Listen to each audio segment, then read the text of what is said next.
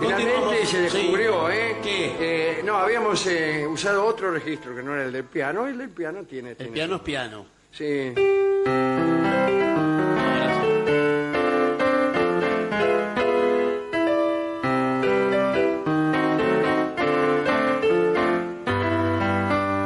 Suena bastante bien. Bien.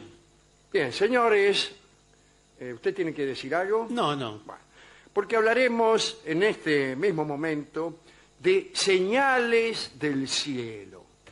Atención, porque el que no puede ver las señales es el más desgraciado de los seres. Algunos fenómenos celestiales fueron tomados como presagio nefasto por muchos pueblos. No solo en la antigüedad clásica se creía que la caída de piedras del cielo o el paso cercano de cometas eran indicio de un desastre inminente.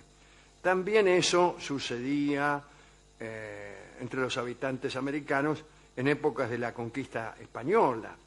Cuentan que poco antes de la llegada de los europeos, en Perú, los adivinos le pronosticaron a Huayna Cápac que el supremo hacedor, Pachacamac, amenazaba el imperio.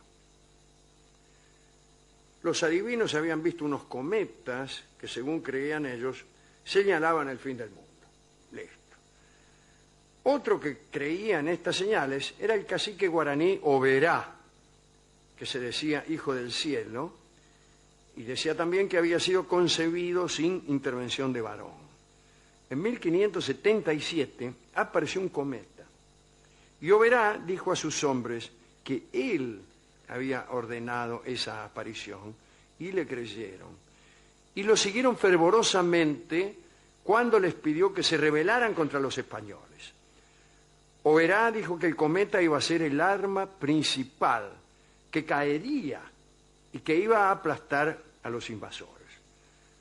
Bueno, los hombres de Oberá se entusiasmaron mucho y lucharon justamente contra Juan de Garay, que tenía 130 hombres. Pero el cometa no los ayudó y fueron apresados. En el antiguo Perú, los eclipses atemorizaban a los súbditos del Inca. La superstición era la siguiente: si moría el cielo, al taparse el sol o la luna, moría también el mundo. Entonces, cuando había un eclipse, le pegaban a los perros para que aullaran y avisaran a los dioses menores para que salieran a ayudar al astro tapado. Y el carácter efímero de todo eclipse daba razones para que estos procedimientos fueran validados como certeros.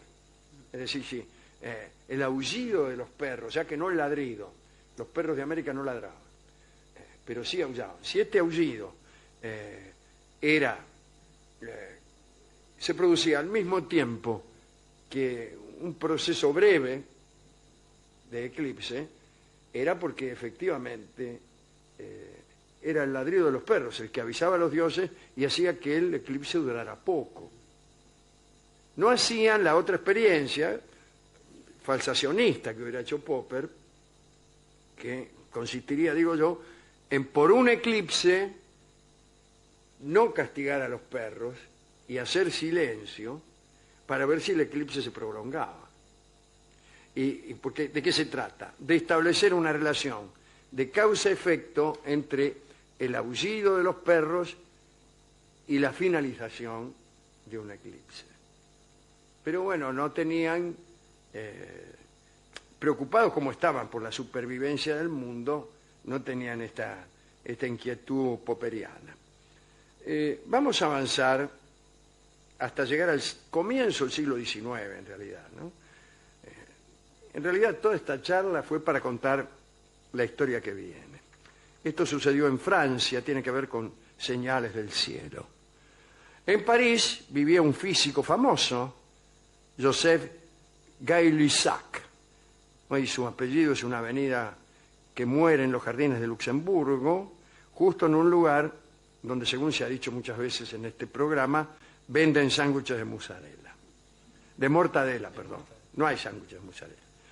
Este hombre, no el de los sándwiches, sino Guy Lussac, había nacido en 1778 y era químico y físico y fue famoso por su estudio de los gases, discúlpeme.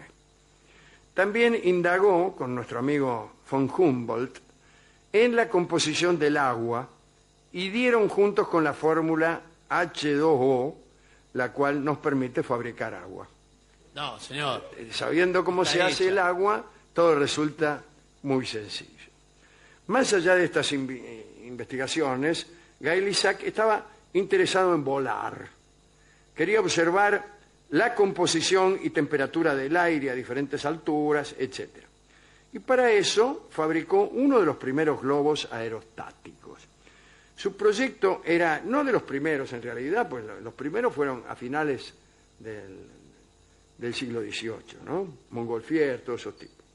Pero bueno, fabricó un globo. Su proyecto era discutido por todos en Francia. Los comerciantes, los diarios, los funcionarios, no dejaban una gilada sin decir. Uno se preguntaba cómo descendería el sabio si es que llegaba a la luna, por ejemplo. Otros pretendían que sería atacado, qué sé yo, por águilas.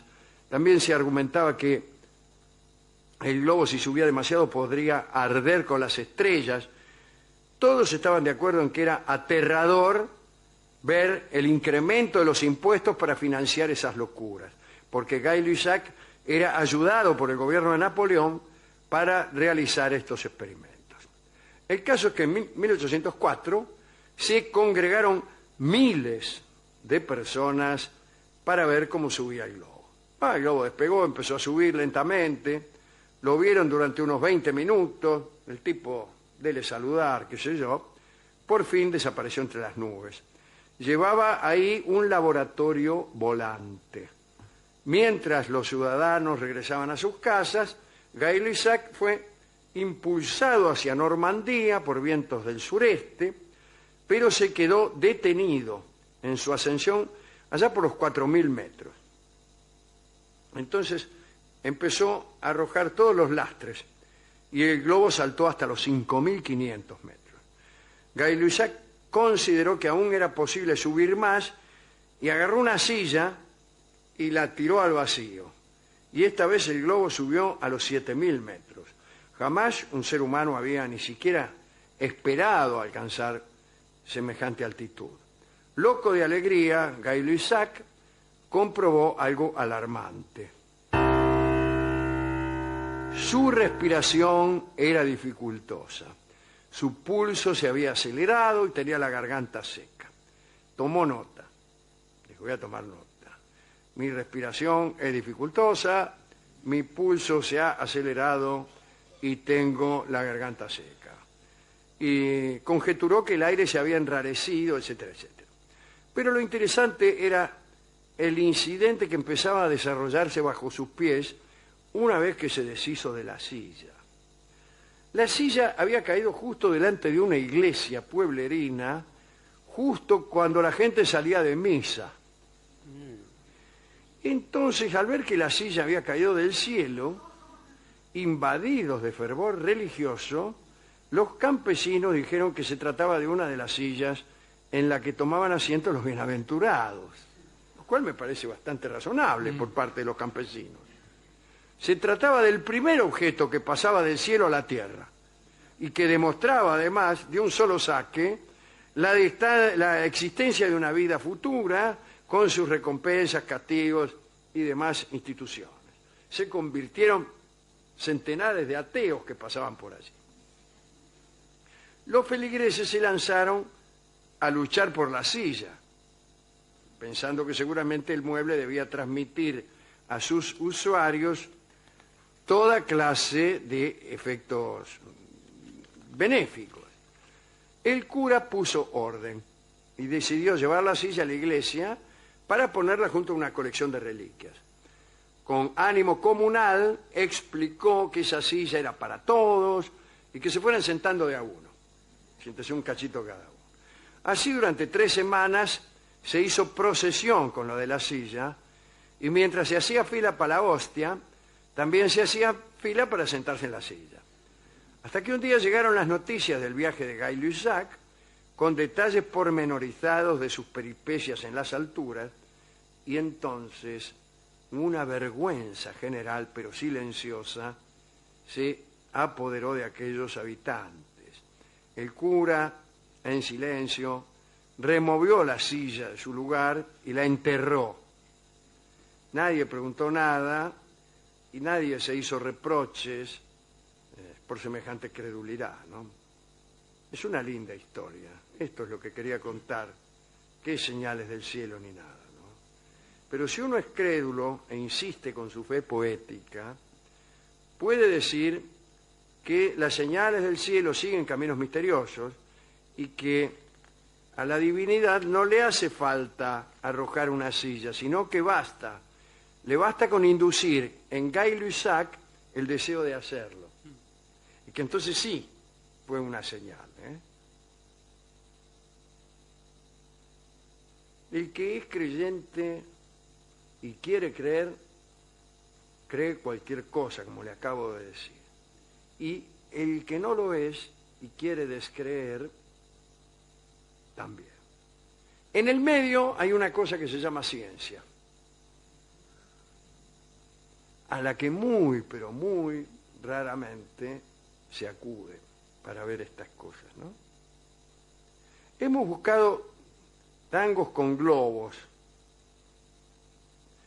pero es un tema tan estimulante y sin embargo no hay tangos con globos. Parece un programa de gobierno. En general no hay. ¿Eh? Sí. No hemos hablado y hablaremos algún día de los hermanos Montgolfier, que, como he dicho yo al principio, construyeron quizá el primer globo aerostático. Incluso en la guerra franco-prusiana de 1870, es decir, después de todo esto, fueron utilizados ya con un perfil de espionaje, de huida, etcétera, ¿no? Empezaron a usarlos con mayor sentido. Pero bueno, los primeros fueron de 1783, tenía razón yo. Bueno, finalmente nos acordamos de la vuelta al mundo en 80 días. Usted recuerda a Phileas Fogg, ¿no? Es un libro de Julio Verne. El protagonista creo que se llama Phileas Fogg. Era un periodista que hizo una apuesta a que doy la vuelta al mundo en 80 días, qué sé yo. Y uno siempre se imagina un globo, aunque en realidad el viaje se hizo por muchísimos medios de transporte. Así que vamos a escuchar esta canción en la grabación misma de la que después fue la película, que fue incluso hasta más famosa que la novela. Yo creo que es una canción que no puede entusiasmar mucho tampoco. Tampoco como la anterior. No, ¿sabes? Es una canción que todos conocen, pero pocos aman. Ya vamos a ver al escucharla. Escuchemos de la película del mismo nombre la canción que se llama La Vuelta al Mundo en 80 días.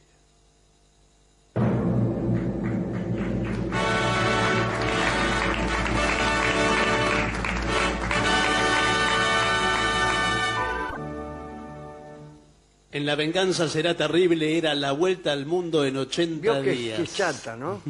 Uno, había un Fauré, creo, era profesor del Conservatorio de París, y cuando los alumnos le presentaban algún trabajo, le gritaba, modulé, modulé. Quiere decir, module, salga de la tonalidad, ¿sabes? Córrase. Y no, empezó ahí en re y chao. Pausa. Tenía un alumno, sí. Fauré,